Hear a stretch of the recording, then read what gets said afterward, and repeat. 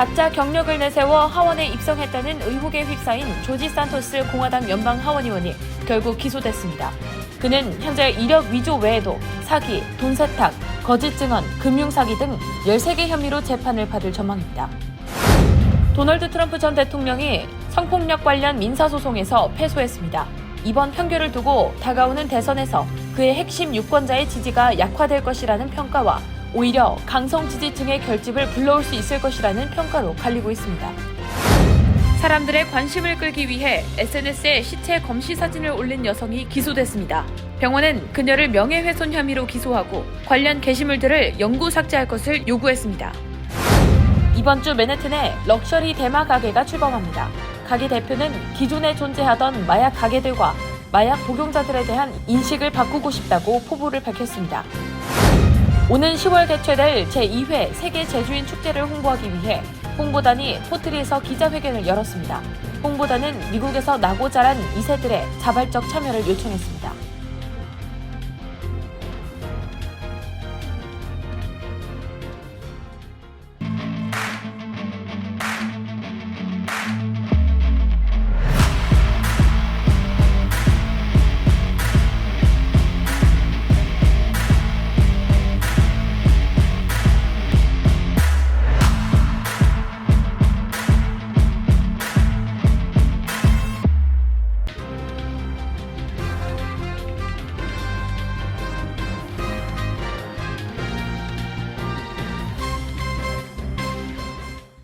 여러분 안녕하십니까? KBTV 뉴스9 김은지입니다.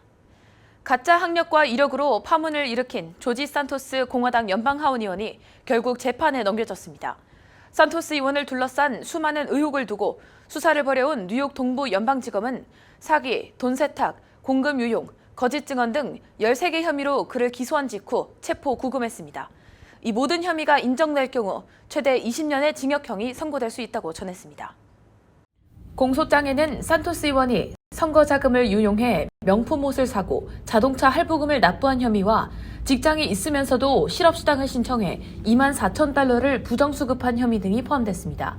또 그가 하원에 제출한 재산 공개 서류에 소득과 자산을 거짓으로 적어냈다는 혐의도 받았습니다.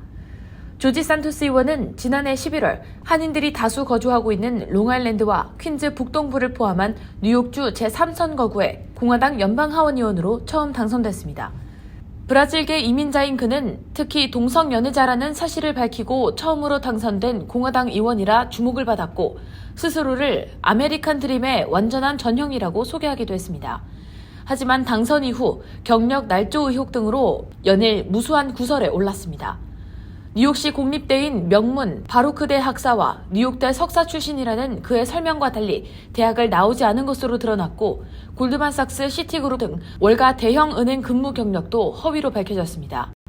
그의 성 정체성과 종교, 또 뉴욕 브로드웨이에서 스파이더맨 뮤지컬을 연출했지만 흥행하지 못했다는 주장 역시 진실 공방에 휩싸였습니다.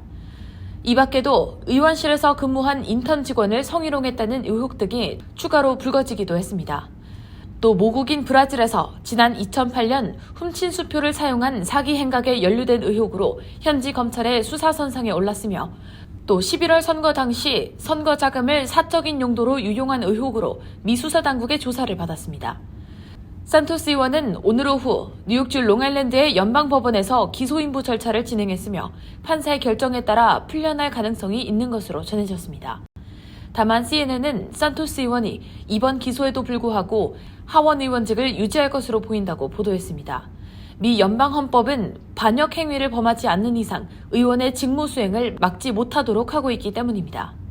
그는 지난 2월 BBC 인터뷰에서 나는 끔찍한 거짓말쟁이였다며 학력과 재산을 꾸며낸 점은 인정했지만 선거 자금 유용 등 다른 범죄 혐의에 대해선 일관되게 부인해왔습니다. Well, I've been a terrible liar on those subjects, and what I tried to convey to the American people is I made mistakes of allowing the pressures of what I thought needed to be done in order to this wasn't about tricking anybody. This wasn't about this. It's Yes, it was. No. Let me The whole finish. thing was about tricking people. Let me finish. It wasn't about tricking the people. This was about getting accepted by the party here locally. expectation on society, the pressure, couldn't afford it. Decided I wanted to run for office, although I had built a very credible business career. And I just didn't have that part of my biography that I could not give anything. Did you not think that you'd be caught? You know, I just went with it. I didn't think, I mean, if you're going to make up a lie, are you thinking at all? I just think it was a stupid decision in my part. Very stupid decision that I regret every day. 민주당은 물론이고 공화당 내부에서도 사퇴 압박이 연일 제기되고 있는데 산토스는 오히려 사퇴를 거부하고 재선 도전 의사까지 천명했으나 이번 기소로 정치 생명의 위기를 맞게 됐습니다. 케빈 메카시 하원의장은 이번 기소 내용을 본 이후 제명 여부 등을 결정하겠다는 입장을 밝혔습니다. 도널드 트럼프 전 대통령이 27년 전 성폭행 의혹과 관련한 민사소송에서 패소했습니다. 뉴욕 남부 연방지방법원 배심원단은 27년 전 뉴욕 맨해튼의 한 고급 백화점에서 우연히 마주친 트럼프 전 대통령에게 성폭행을 당했다고 주장한 원고 진 캐럴에게 500만 달러, 하나로 약 66억 원이 넘는 돈을 지급해야 한다고 판결했습니다. 그의 이번 패소는 내년 대선 구도에 미칠 영향을 두고 다양한 관측이 나오고 있습니다. 여성을 포함한 핵심 유권자의 지지를 약화시킨다는 평가와 오히려 악재가 호재라며 강성 지지층의 결집을 불러올 수 있다는 의견으로 갈리고 있습니다. 보도에 강정민 기자입니다. 도널드 트럼프 전 대통령의 성폭행 의혹은 지난 1996년 뉴욕 맨해튼의 고급 백화점에서 우연히 마주친 트럼프 전 대통령에게 탈의실에서 성폭행 당했다고 주장한 원고 진 캐럴의 폭로로 불거졌습니다.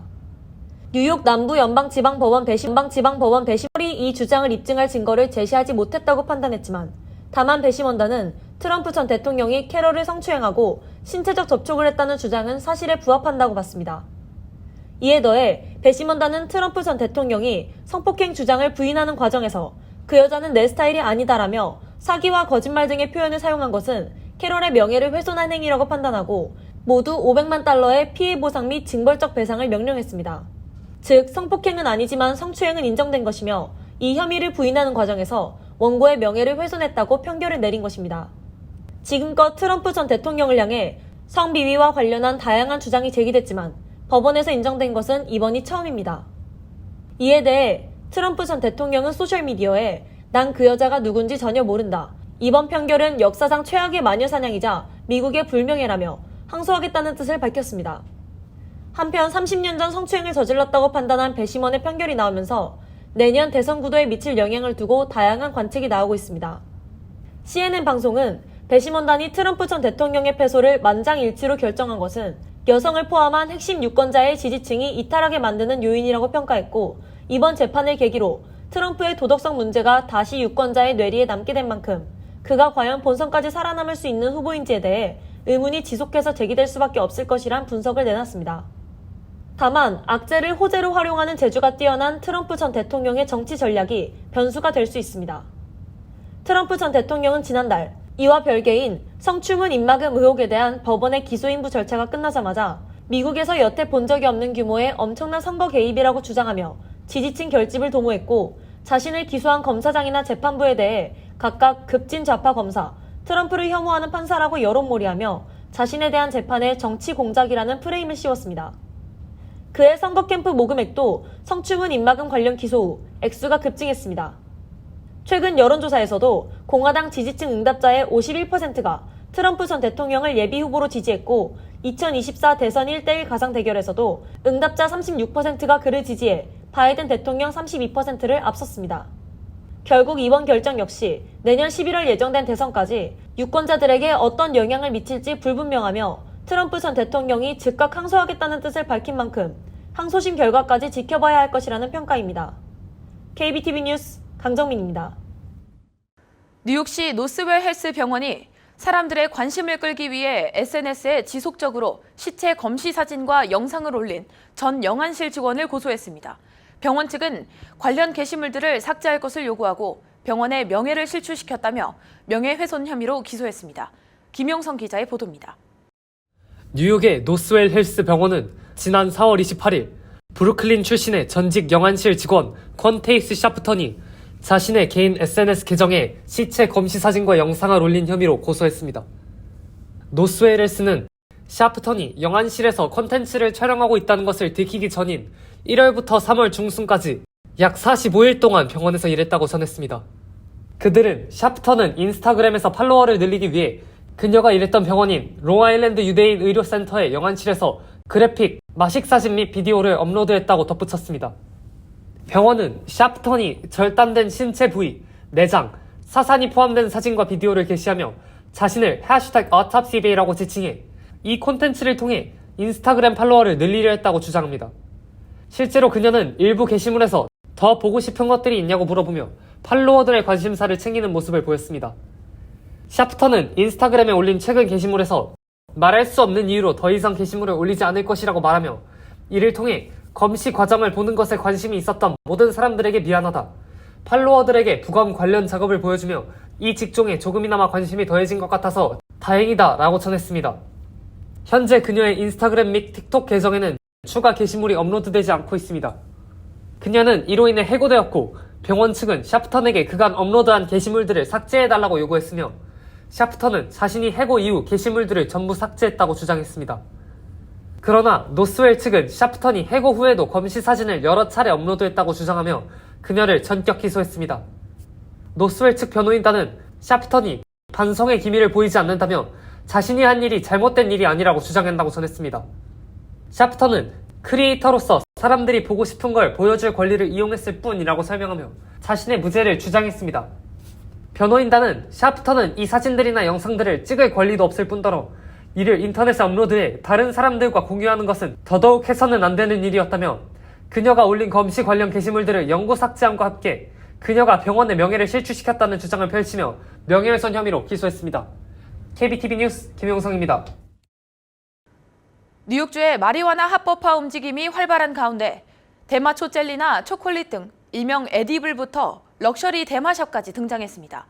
쾌적한 가게 환경을 제공하고 또 고객의 수요를 충족시키기 위한 선택권이 넓어지며 소비는 갈수록 늘어날 것으로 전망됩니다.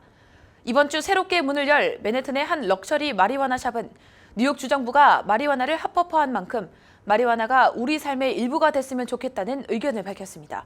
계속해서 김용성 기자가 전해드립니다. 뉴욕시 다운타운 맨해튼에서 뉴욕주 최초의 럭셔리 대마 가게 고담이 출범합니다.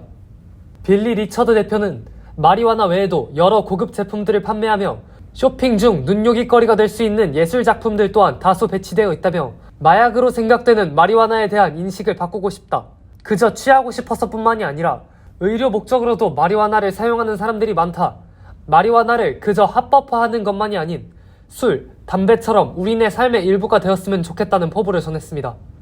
고담은 승인된 마리화나 제품만을 판매할 것을 약속하며 안전한 사용을 지향할 것이라고 덧붙였습니다.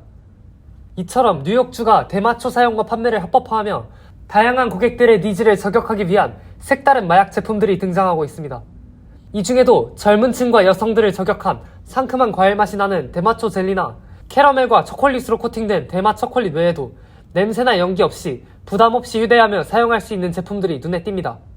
뉴욕주는 이러한 제품 판매들의 급증에 따라 마리화나 소비가 계속해서 증가할 것이라고 전망했습니다.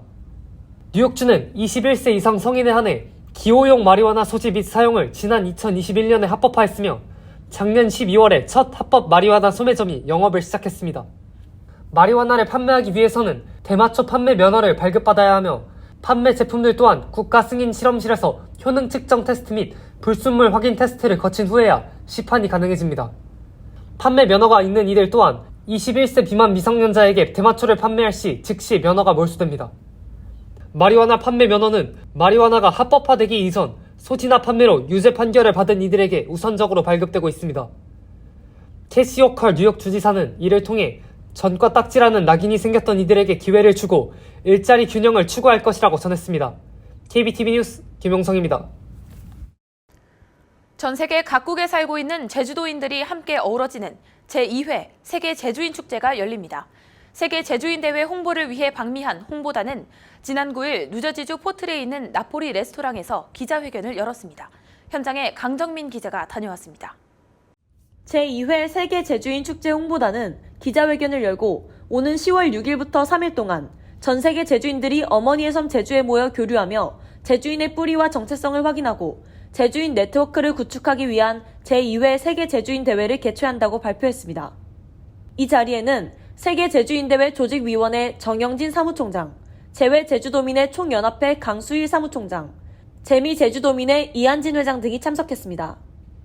이 자리에서 오영훈 제주특별자치도지사는 영상 메시지를 통해 아름다운 고향에서 함께 어울리며 소통하는 소중한 시간을 갖자며 제외 제주도민들의 적극적인 참여를 당부했습니다. 오는 10월에 열리는 제2회 세계 제주인 대회에 오시어 함께 어울리며 소통하는 소중한 시간을 가질 수 있기를 소망합니다. 무엇보다 미래를 향해 나아가는 달라진 고향 제주의 모습을 여러분들께 얼른 보여드리고 싶습니다. 미주지역 제외도민을 비롯한 전 세계에서 활동하는 제주인들과 제주를 사랑해 주시는 모든 분들의 힘을 모아 제주의 가치와 브랜드를 더욱 빛나게 만들겠습니다. 정영진 사무총장은 이번 대회는 차세대 제주인을 육성하고 세계 제주인 네트워크를 구축하기 위한 목표로 개최된다며 미국에서 낳고 자란 2세들의 자발적 참여를 요청했습니다. 10월에 개최하는 제2회 대회에서는 세계 제주인들이 함께 어우러져 단합함과 차세대 청년 세대 네트워크 교류장으로 마련하는 데 그 목적을 갖습니다. 미주지역 도민 여러분 많이 찾아주시어 짓거지게 한번 놀아보게 마시. 감사합니다. 제2회 제주인 대회는 제주도 사투리로 다 모여 짓거지게 놀게 맞음, 표준어로 모두 모여 기쁘게 놉시다라는 주제로 열립니다. 이번 축제에서는 제주인 전통잔치, 제주 사투리 세계 챔피언 선발대회, 세계 제주인 친선체육대회 등 다채로운 프로그램이 진행됩니다. 해외 참가자들에게는 항공료 50%와 호텔 숙박비 등을 지원합니다. KBTV 뉴스 강정민입니다. 세계 최대 전자상거래 업체 아마존이 미국에서 주문 상품을 직접 수령하는 고객들에게는 $10를 제공하고 있습니다. 아마존은 연간 $139의 비용을 내는 아마존 프라임 가입자들에게 $25 이상 주문한 고객이 아마존 프레시나 홀푸드, 콜스와 같은 지정된 장소에서 물건을 직접 수령할 경우 $10를 지급한다는 내용의 이메일을 보냈습니다. 아마존 프레시나 홀푸드는 아마존이 운영하는 식자재 마켓입니다. 백화점인 콜스는 2019년부터 아마존과 제휴해 물건을 수령 및 반품하고 있습니다. 아마존의 이런 정책은 증가하는 배송비를 줄이기 위한 것이라고 로이터 통신은 전했습니다. 그러나 일부 이용객은 배송 혜택 때문에 아마존 프라임 회원을 유지하고 있는데 만약에 무료 배송이 아니라면 무엇 때문에 돈을 지불해야 하냐며 반문하고 있습니다. 최근 의류 매장인 자라와 아베크롬비, 스포츠 브랜드 플라커 등 많은 업체가 배송 비용을 줄이기 위해 무료 배송 옵션을 재검토하고 있는 것으로 알려졌습니다. 퓨 리서치 센터가 아태 문화유산의 달을 맞아 공개한 특별 보고서에서 한인 성인 4명 중 1명은 코리안 또는 코리안 아메리칸으로 부르는 한인이라는 정체성을 숨기는 것으로 나타났습니다. 그러면서 자신을 미국인이라고 생각하는 한인은 10명 중 1명꼴에 그쳤습니다. 보고서에 따르면 비아시아계가 정체성을 질문할 경우 상대방이 문화적 배경을 이해하지 못하거나 차별적인 생각을 줄 수 있어 숨기는 경우가 많은 것으로 나타났습니다. 전체 아시안 응답자의 20%가 숨긴다고 답했으며 이 중 한인은 25%로 가장 높았습니다. 연령대별로는 18세에서 29세 사이가 39%를 차지했으며 남성보다는 여성이 더 많았고 학사 이상 소지자가 45%로 파악됐습니다. 또 해외에서 출생한 아시안 이민자의 경우 자신의 출신 국가를 공개했지만 미국에서 태어난 2세일수록 자신의 정체성을 아시아계로 설명하는 경우가 많았습니다. 뉴욕주 상하원을 장악하고 있는 민주당 의원들의 주도하에 뉴욕주에서 2026년부터 건축될 7층 이하 건물에서 가스레인지와 가스 히터 도입을 금지하는 법안을 통과시켰습니다. 이는 미국 50개 주 중 최초입니다. 통과된 법안에 따르면 2026년 7월부터 뉴욕주 전역의 7층 이하 신축 건물에서는 가스레인지와 가스 히터 등을 사용할 수 없습니다. 해당 법안은 이후 2029년까지 고층 건물로 적용 범위를 확대할 전망입니다.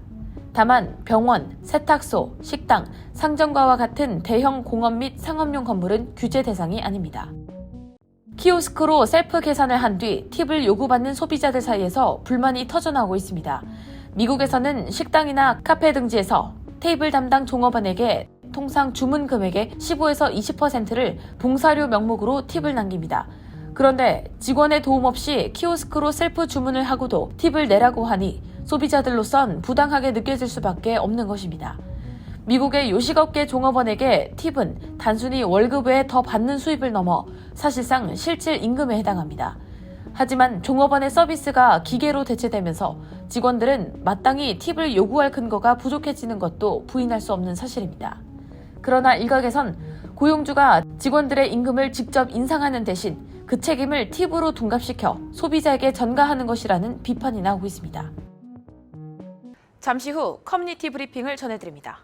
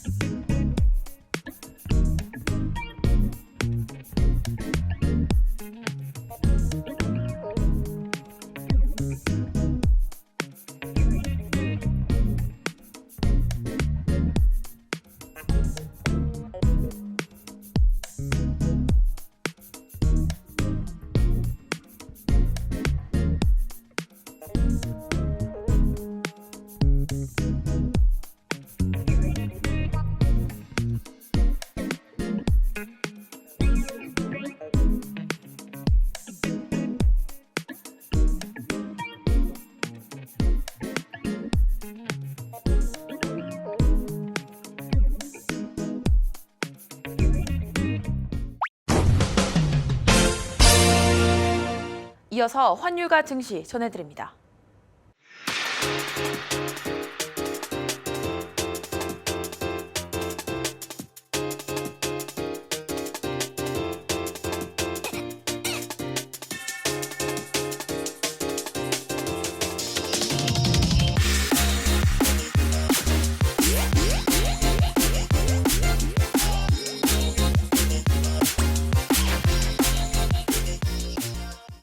잠시 후 뉴욕과 뉴저지 날씨 전해드립니다.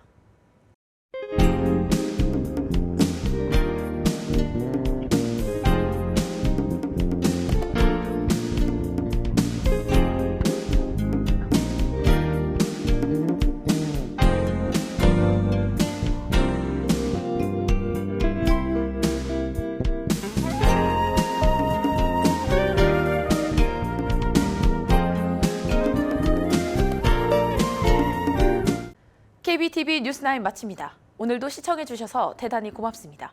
편안한 밤 보내시기 바랍니다.